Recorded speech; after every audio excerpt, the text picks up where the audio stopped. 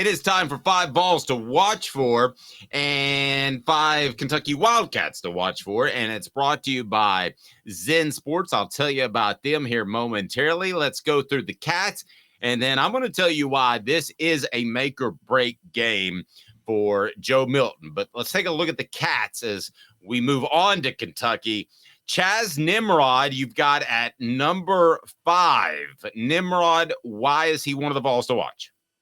So each of the last 2 losses Kentucky's had, the tallest wideout for each team was the leading receiver, with the exception the leading wide receiver. Brock Bowers was the leading receiver for Georgia. But so Kentucky's having an issue dealing with taller wide receivers. Brew McCoy, it's a shame that he's hurt because this would be his game to shine.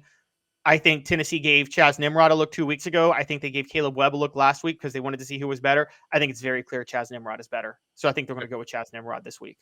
I agree. Nimrod passes the eye test more the Webb to me. Cooper Mays, you make a great point that Tennessee's interior got pretty beat up last week by Alabama. I expect him to step up and have a really big game based off the Vol report brought to you by City Heating and Air Conditioning that we posted on Sunday. I think he's PO'd, to be real honest with you. And then Omari Thomas, you almost could put him in here every week because he kind of is the anchor of that defensive front, right? You could. And I love Omari Thomas. I mean, I've loved him since I interviewed him at SEC Media Days, and I know we can get biased at that, but he's just the nicest guy, but he can play really mean on the field, and he's a really smart player for a defensive tackle too. And he kind of went away a little bit in the second half last week, and I think they just got a little tired being on the field too long. Kentucky is 3rd in the nation in yards per carry. Tennessee is going to have to stop that first and foremost up front with Omari Thomas. Yep. Aaron Beasley. Why Beasley? Well, again, Kentucky 3rd in the nation in yards per carry. You got to get the push up front, but then you got to close the gaps. Dave, you talk about gap integrity all the time. That's crucial here. Aaron Beasley has to find the right gap to gash through because he's got to get into the backfield in this game. And that is what he is best at. It was Elijah Herring last week because you had to contain Jalen Milroe.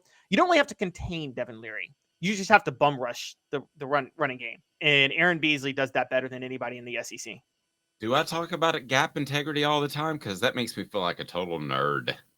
You've talked about you're the one who taught me that phrase, and I'm big on it now because I'm like, I didn't realize, but that is the most no one ever pays attention to the front 7 playing with gap integrity and understanding the right gaps to fill. That is, I never thought about that until you brought it up, honestly.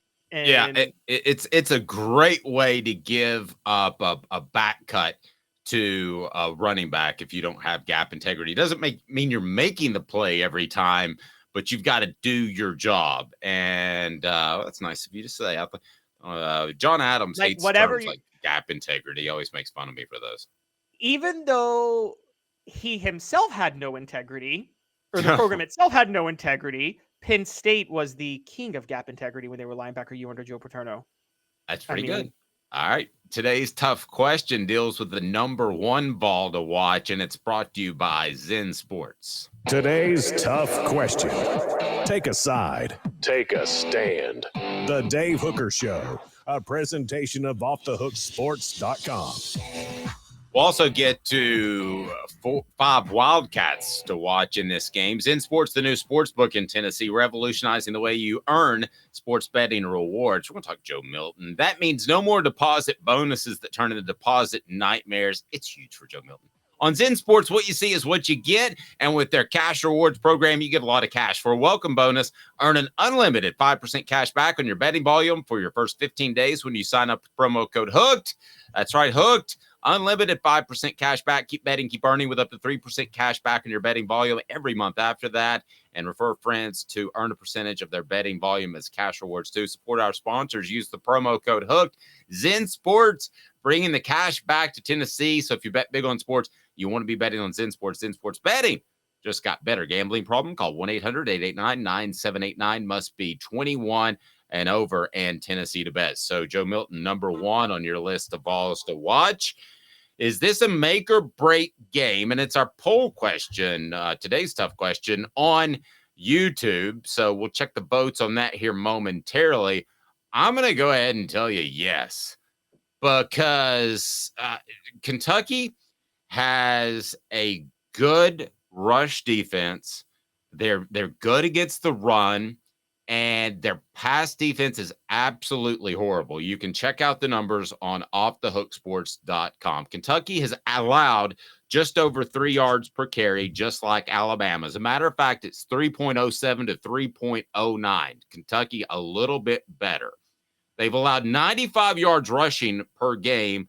Alabama has yielded 109 yards on the ground per contest. Now, as for that pass defense, it is bad.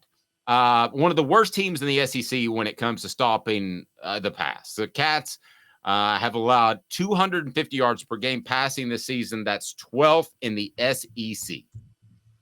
Joe Milton can't get it done against Kentucky, then Caleb, if it's Nico time.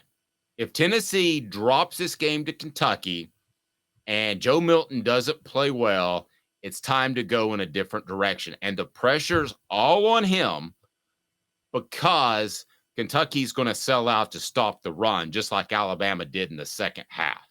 Is this a make or break game? Today's tough question for Joe Milton. Yes, there's absolutely no excuses for this one. Not only that, it's Nico time because you have a very easy game to get Nico ready next week against UConn, which is this is the perfect game to kind of get his feet wet. Joe Milton's got a ball out. And also Joe Milton reset the clock last week using his legs. So the way he played with his legs, we talk about dictating coverage all the time with receivers. Sometimes quarterbacks have to dictate coverage by how they use their mobility in the pocket. And Joe Milton's